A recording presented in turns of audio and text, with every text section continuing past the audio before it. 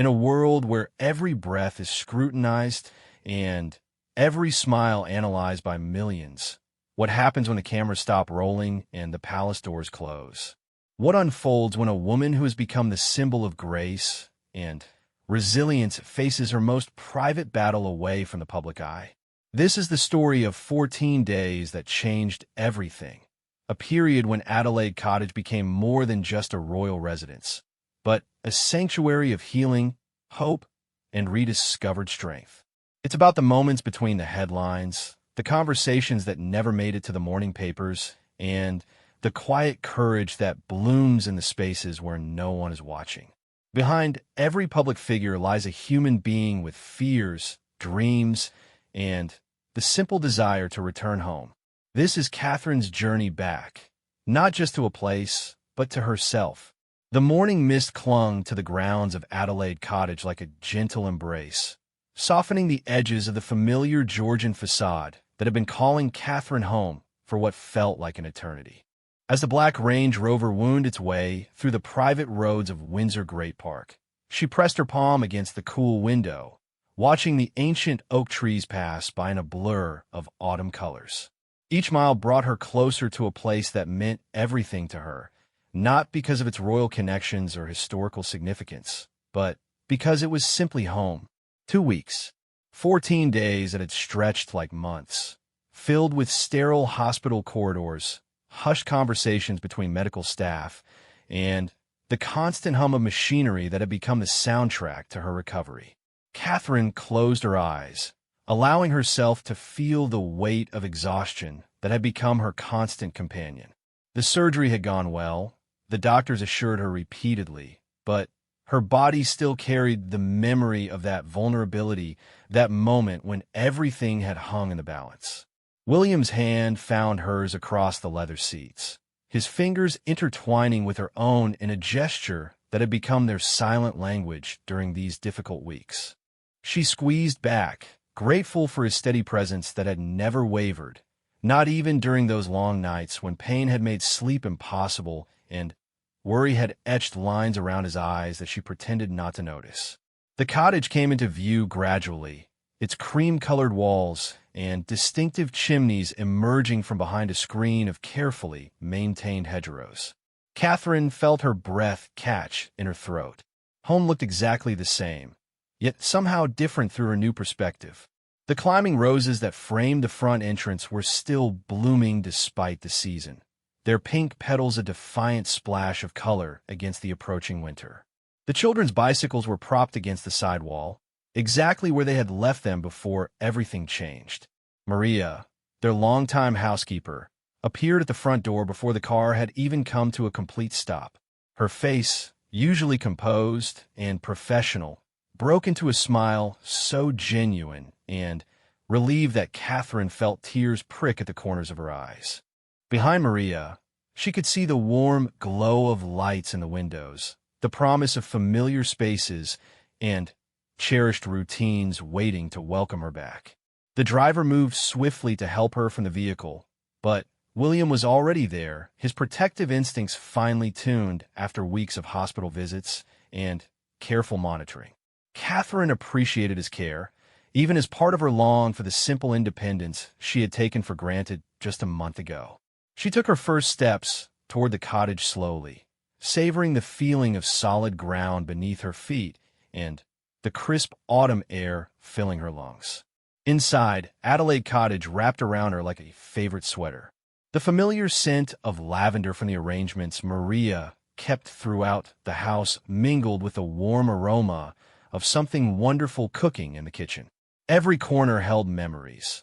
The reading nook where she had spent countless hours with the children, the kitchen table where family meals had become sacred rituals, the living room where lazy Sunday mornings unfolded with newspapers scattered across the sofa and quiet conversations over tea. The children's artwork still decorated the refrigerator, a colorful testament to the ordinary magic of family life that had continued in her absence. George's careful drawings of football players shared space with Charlotte's elaborate princess castles, while Louis's enthusiastic scribbles added bursts of pure joy to the collection. Catherine traced one of the drawings with her finger, remembering the afternoon when Charlotte had presented it to her with such pride, explaining every detail of the rainbow-colored horse that dominated the page. William busied himself with bringing in the few bags they had packed for the hospital stay, but Catherine could sense his careful attention to her every movement. The protective hovering that had driven her slightly mad during the final days of her recovery now felt touching rather than overwhelming. She understood his need to ensure her comfort, his desire to anticipate every need before she had to voice it. It was his way of processing the fear that had gripped them both when the diagnosis had first been delivered in that stark medical office that seemed a lifetime ago. The afternoon light filtered through the cottage windows, casting familiar patterns on the hardwood floors that she had memorized during countless days of family life. Catherine settled into her favorite armchair, the one positioned perfectly to watch the garden and keep an eye on the kitchen simultaneously. From here, she had supervised homework sessions, mediated sibling disputes, and enjoyed quiet moments of reflection while dinner cooked and the children played in the garden. Maria appeared with a tray of tea, the delicate china cups, and saucers that Catherine preferred for special occasions. The gesture was small, but meaningful, a recognition that this homecoming was indeed something worth celebrating. The tea was perfectly brewed, exactly the way Catherine liked it, with just a hint of honey and a splash of milk. As she lifted the cup to her lips, she realized how much she had missed these simple pleasures, the ritual of afternoon tea in her own home with her own things around her. The silence between her and William was comfortable, filled with the unspoken understanding that had developed during their weeks of navigating uncertainty together. They had learned to communicate in glances and gentle touches, to find comfort in shared presence rather than constant conversation. Now, in the safety of their own space, some of that tension finally began to ease. Outside, the garden beckoned with its promise of renewal and growth. The flower beds that Catherine had planned and planted with such care showed signs of the season's change, but also hints of the spring that would come again. The apple tree that the children loved to climb was heavy with fruit, a reminder that life continued its cycles regardless of human struggles and fears. Soon, she thought, she would be strong enough to walk among those beds again, to plan for next year's plantings, and dream about the garden parties they might host when everything returned to normal. The sound of gravel crunching under tires announced the arrival of the children, returning from their day with their grandparents who had stepped in seamlessly to maintain routines and provide stability during the difficult weeks.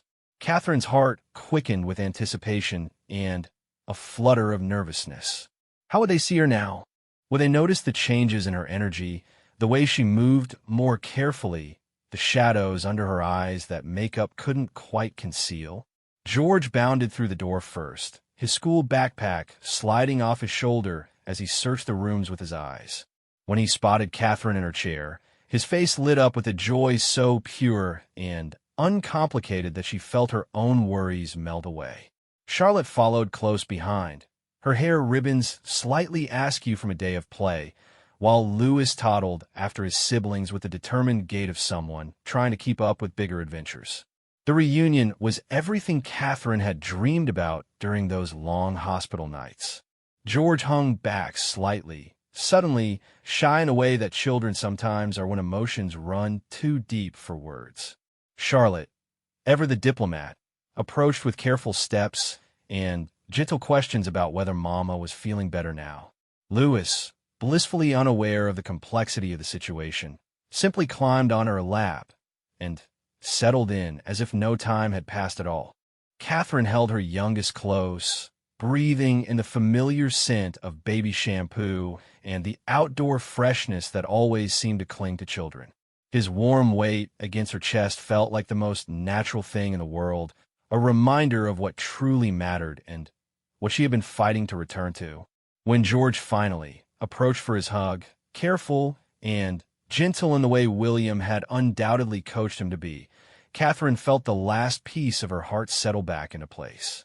The evening unfolded with the peaceful rhythm that Catherine had been longing for. Dinner was a simple affair, nothing elaborate or demanding, just family favorites prepared with love and served at the kitchen table where they belonged.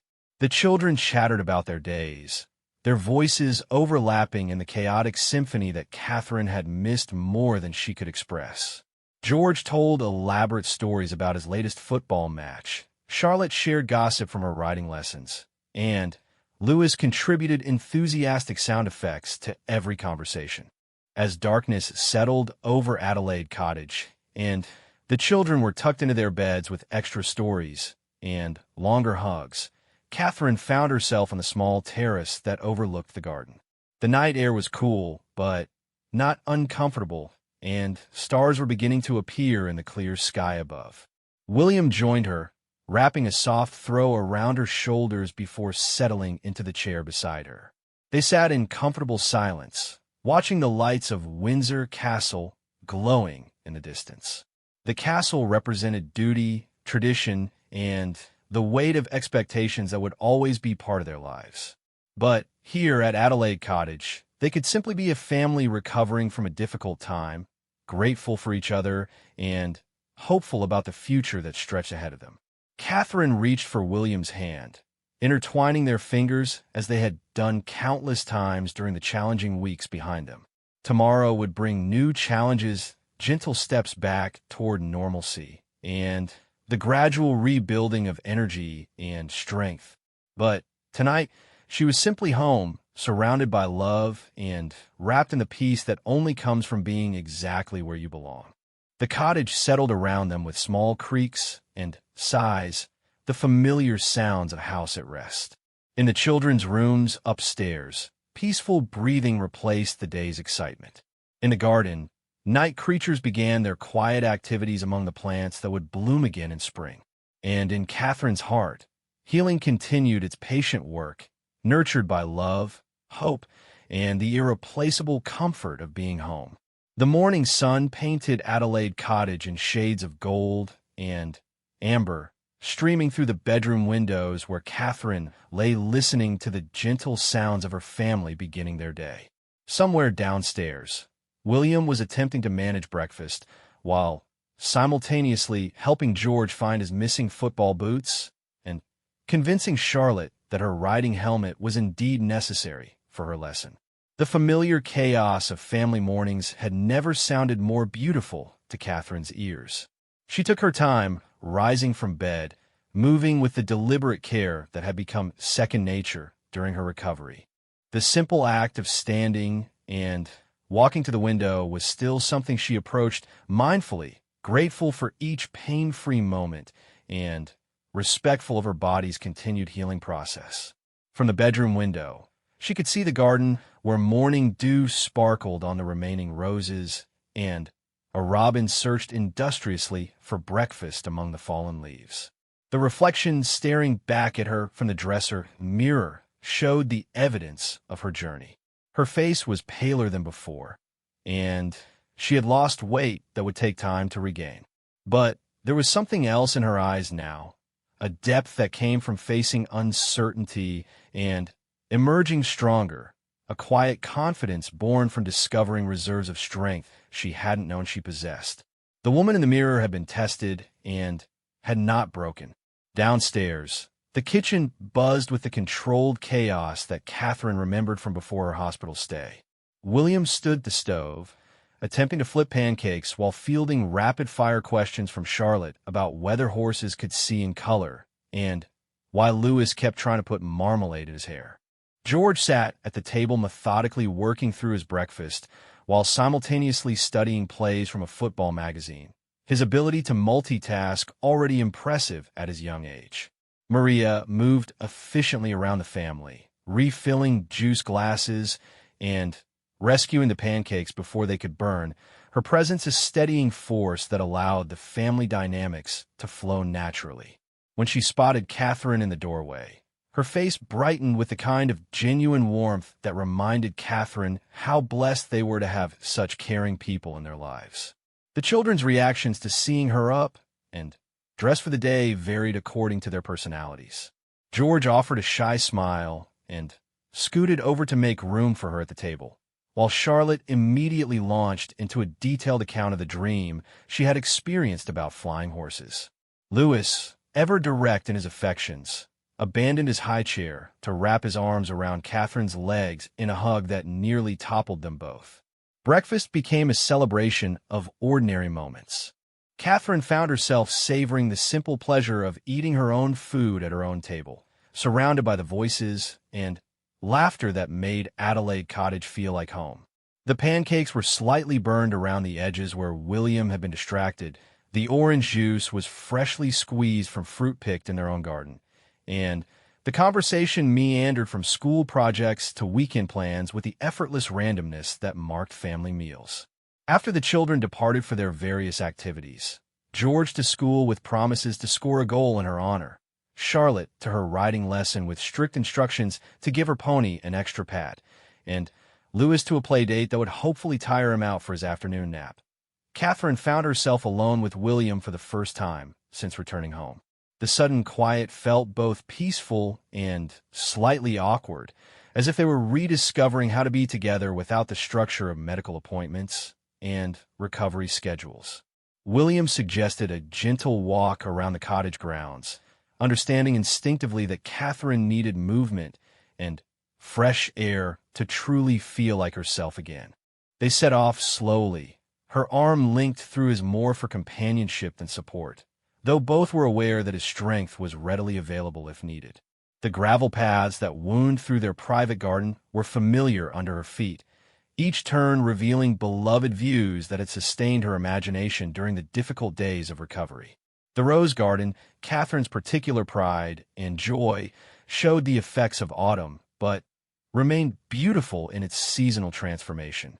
The climbing roses that covered the arbor had produced a final flush of blooms, their petals soft and fragrant in the mild morning air.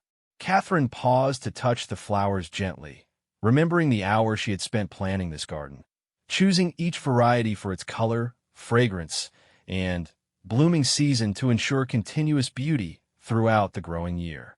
William watched her quiet communion with the garden, understanding that this connection to growing things was part of her healing process. During their courtship and early marriage, he had learned to appreciate how Catherine found peace and perspective in working with plants, how the rhythm of seasons and the promise of renewal spoke to something deep in her nature. Now, after weeks of feeling disconnected from a natural world, her return to the garden represented more than just physical recovery. They settled on the wooden bench that faced the view toward Windsor Great Park, where ancient trees stretched toward the horizon, and deer could often be spotted grazing in the early morning light. The bench had been a wedding gift from the Queen, chosen specifically for this spot where Catherine and William often came to talk through important decisions or simply enjoy quiet moments together.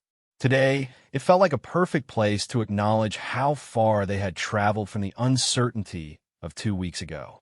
The conversation that unfolded was the kind that married couples have when they have weathered a storm together. Honest, gentle, and filled with the recognition that their partnership had been tested and proven strong. William spoke about the fear that had gripped him during the worst moments, how helpless he had felt in the face of medical uncertainty, and how proud he was of Catherine's courage throughout the entire experience. Catherine shared her own struggles with vulnerability and dependence, her determination to protect the children from excessive worry, and her gratitude for the support system that had surrounded them all. As they talked, the garden around them seemed to pulse with quiet life. Bees hummed among the late-season flowers, birds called to each other from the safety of hedgerows, and somewhere in the distance, the sound of groundskeepers maintaining the larger estate provided a comforting backdrop of purposeful activity. This was the world Catherine had been fighting to return to, not glamorous or dramatic, but real and precious in its ordinary beauty. The afternoon brought visitors, though carefully selected ones who understood the need for gentle re-entry into social life. Catherine's sister Pippa arrived with homemade soup and the latest family gossip, her easy chatter and familiar presence providing exactly the right balance of stimulation and comfort. The sisters settled in the morning room, where afternoon light created the perfect atmosphere for the kind of conversation that had sustained their relationship since childhood.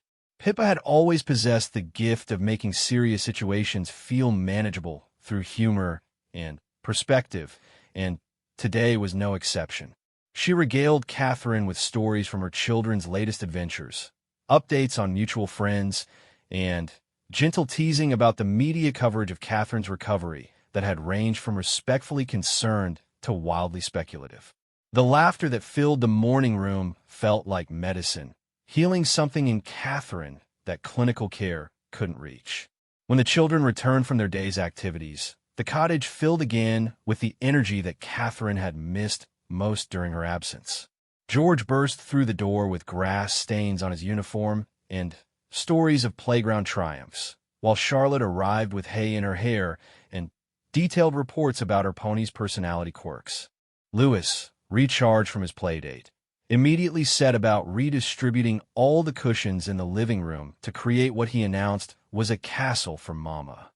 The evening routine unfolded with careful attention to Catherine's energy levels, but without the overly protective atmosphere that had characterized her first days home. William supervised bath time, while Catherine read stories, their teamwork refined by years of practice and deepened by recent challenges. The children, sensing that their mother was truly on the mend, began to relax back into their normal behaviors rather than the careful politeness they had maintained during her early recovery. Dinner was another family affair, this time featuring the soup that Pippa had brought and fresh bread from the local bakery that Maria had visited during the children's activities. The conversation ranged from school projects to weekend plans, with the children already beginning to lobby for various activities they hoped Catherine might feel well enough to enjoy with them.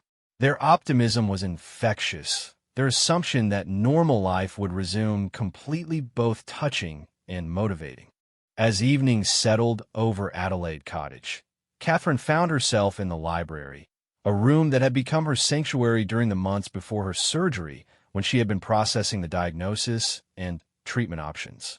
The shelves held a mixture of classic literature, contemporary fiction, books about gardening and art history, and the inevitable collection of children's books that seemed to migrate to every room in the house despite her best organizational efforts. She selected a novel she had been reading before everything changed, opening it to the bookmark that still marked her place like a small monument to the interrupted rhythm of her previous life.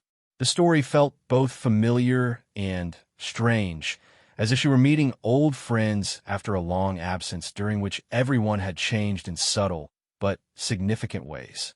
Reading again, in her own chair with her own lamp casting warm light across the pages, felt like reclaiming a piece of herself that had been temporarily misplaced. William found her there as the cottage settled into its nightly quiet. The children finally, asleep after extra stories and longer hugs that had become their new normal. He brought tea without being asked, understanding that these peaceful moments were as important to her recovery as any medical treatment.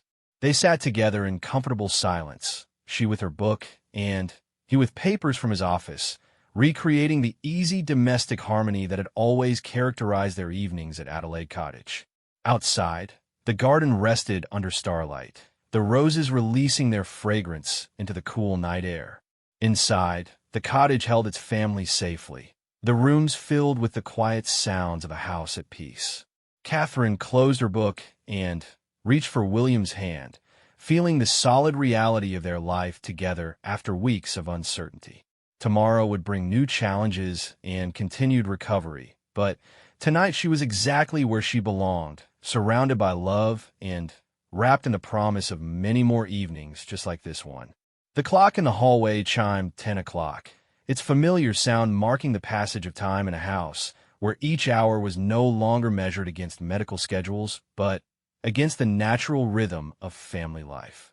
As Catherine prepared for bed, moving through routines that felt both precious and perfectly ordinary, she carried with her the deep satisfaction of a day lived fully in the place she loved most, surrounded by the people who mattered most, healing not just in body, but in spirit.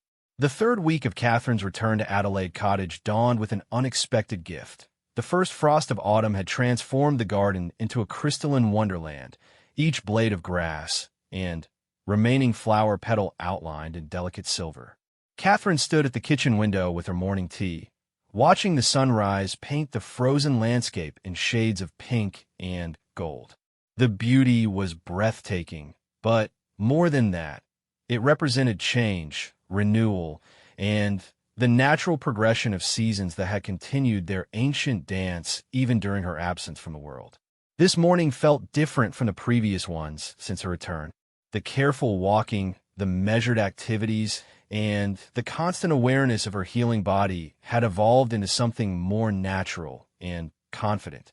Catherine moved through her morning routine with increasing ease, her body remembering its strength and her spirit embracing the possibility of fully engaging with life again. The woman who had left for the hospital 2 weeks ago was returning, but transformed by the experience into someone deeper, more grateful, and more aware of what truly mattered. The children had adapted to their new normal with the resilience that seemed to be their birthright. George no longer hovered anxiously when Catherine moved around the house, and Charlotte had stopped asking every few hours if Mama was feeling well. Louis, with the wonderful obliviousness of his age, had simply incorporated gentle hugs and extra cuddles into his routine as if they had always been part of his relationship with his mother. Their adjustment was perhaps the clearest sign that the crisis had truly passed, and that family life was finding its rhythm again. William appeared in the kitchen as Catherine was finishing her tea, his hair still damp from his shower, and his face bright with the kind of relief that only becomes visible when the worst is definitively over.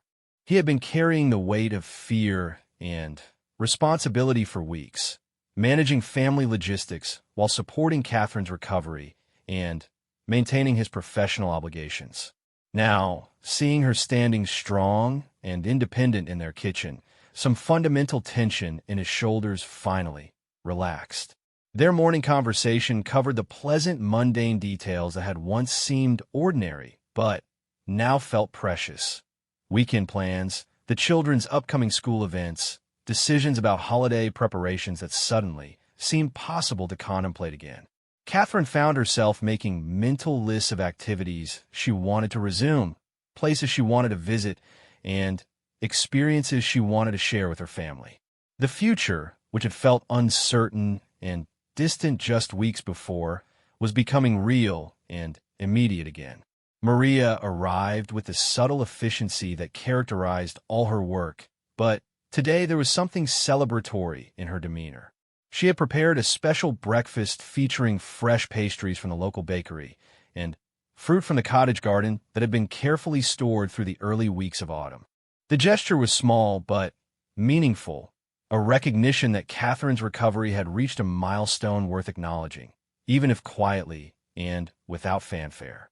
The morning's mail brought the first tentative invitations to events that would take place in the coming months, a sign that the outside world was beginning to anticipate Catherine's gradual return to public life. The timing felt right, not rushed or pressured, but aligned with her own sense of readiness to engage beyond the protective walls of Adelaide Cottage. She sorted through the correspondence thoughtfully, beginning the process of determining which commitments would feel meaningful and energizing rather than draining. George appeared in the kitchen dressed for school, but moving with unusual slowness, and Catherine recognized the signs of a child working up courage to say something important.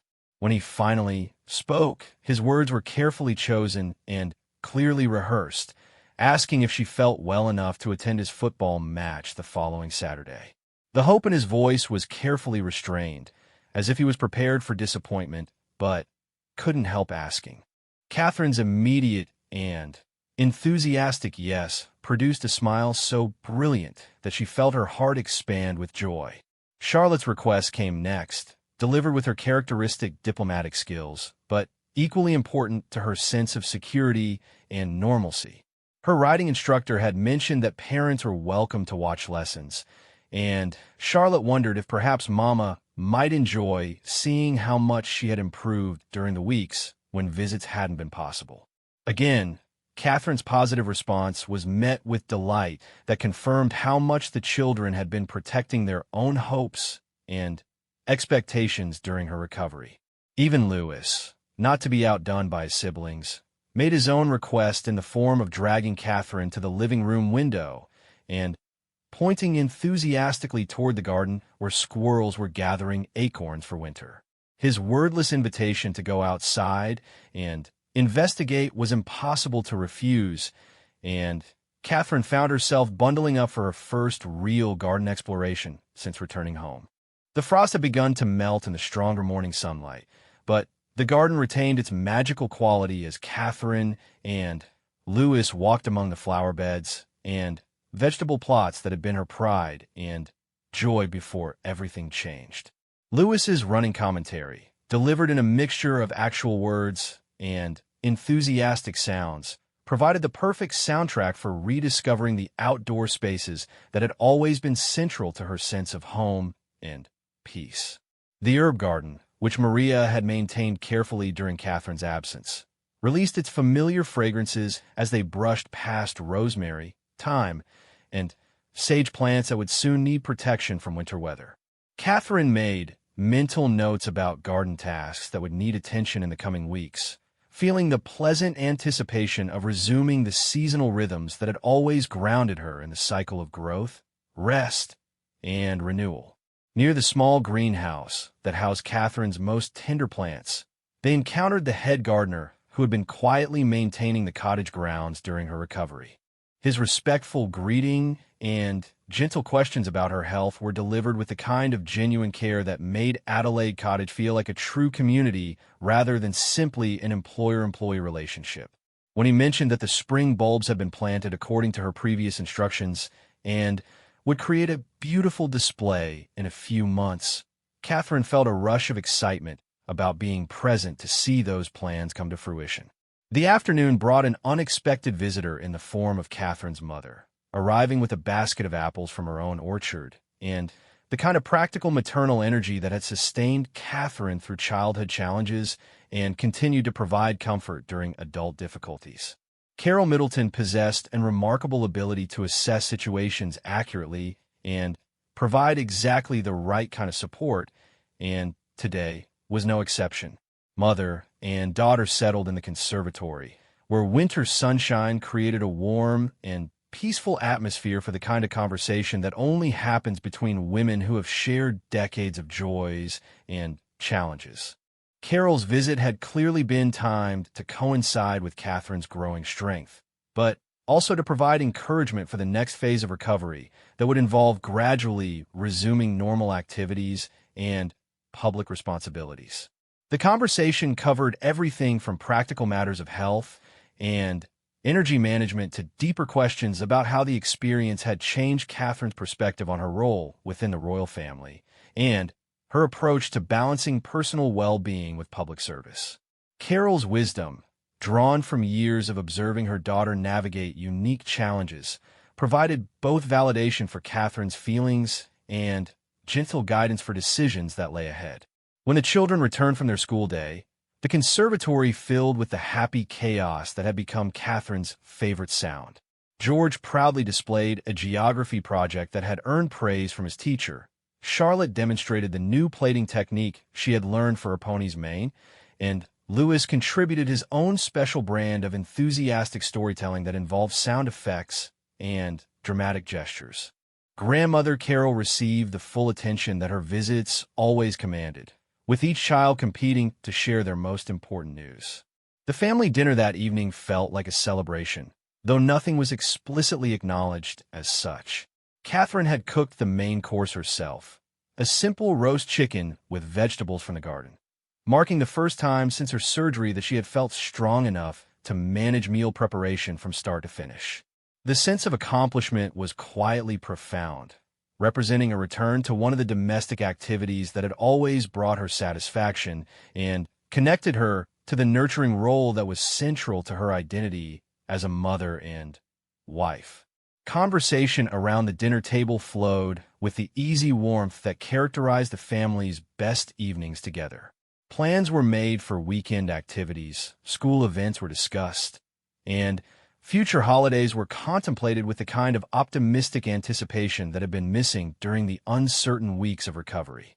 The children contributed their own ideas and observations with increasing confidence that their suggestions would be welcomed and considered rather than automatically postponed due to health concerns. After dinner, as the kitchen was cleaned and the children settled with homework and evening activities, Catherine found herself drawn to the piano in the living room. The instrument had been silent during her weeks away and in the careful early days of her return, but now her fingers found the keys with remembered pleasure. The simple melody that emerged was nothing elaborate, just scales and familiar pieces that felt comfortable under her hands. But the music filled the cottage with a warmth that seemed to announce definitively that normal life had resumed. William appeared as she played, settling into a nearby chair with the day's correspondence, but clearly content to listen as Catherine rediscovered one of the activities that had always brought her joy. Music had been part of their courtship and early marriage, with Catherine often playing while William read or worked nearby, and the return of these peaceful evening interludes felt like reclaiming an important piece of their shared life. As the evening progressed, and the children were tucked into their beds with the usual stories and songs, Catherine realized that the day had passed without her thinking constantly about her recovery, her energy levels, or her physical limitations. Instead, she had simply lived, engaging with family, enjoying activities, making plans, and feeling fully present in each moment. The transition from patient to person, from recovery to life, had happened so gradually that she almost missed its completion. The final task of the evening was a phone call to her medical team, a routine check-in that had been scheduled weeks earlier, but now felt almost unnecessary. The conversation was brief and positive, with Catherine reporting increased energy, full participation in family life, and a growing sense of confidence about returning to her broader responsibilities. The doctor's satisfaction was evident, but no more profound than Catherine's own sense of completion and renewal. Standing on the cottage terrace one final time before heading to bed, Catherine looked out over the garden that had welcomed her home and the grounds that had provided sanctuary during her recovery. The stars were brilliant in the clear autumn sky, and somewhere in the distance, the lights of Windsor Castle reminded her that broader duties and opportunities awaited her return. But tonight, surrounded by the peace and love of Adelaide Cottage, she felt ready for whatever came next. The journey that had begun with uncertainty and fear had led to this moment of quiet triumph, not over illness or limitation, but over the doubt that had whispered she might not find her way back to herself. As she prepared for sleep in her own bed, in her own home, surrounded by her own family, Catherine carried with her the deep satisfaction of someone who had faced a challenge and emerged stronger, more grateful, and more certain than ever of what truly mattered in life. Tomorrow would bring new opportunities, fresh challenges, and the gradual resumption of the public role that was both privilege and responsibility. But tonight belonged to Adelaide Cottage, to family, and to the quiet celebration of a woman who had found her way home in every sense of the word. The recovery was complete, but the journey of growth and gratitude it had initiated would continue for years to come, enriching every day with deeper appreciation for the ordinary miracles of health, home, and love.